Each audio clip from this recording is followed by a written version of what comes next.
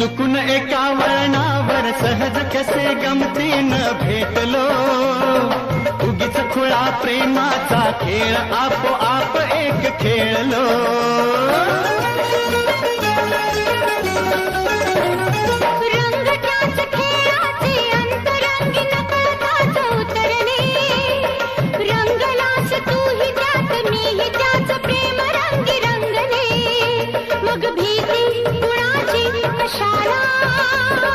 भीती कुणाची कशाला, भीती कुणाची कशाला, अगं भीती कुणाची कशाला.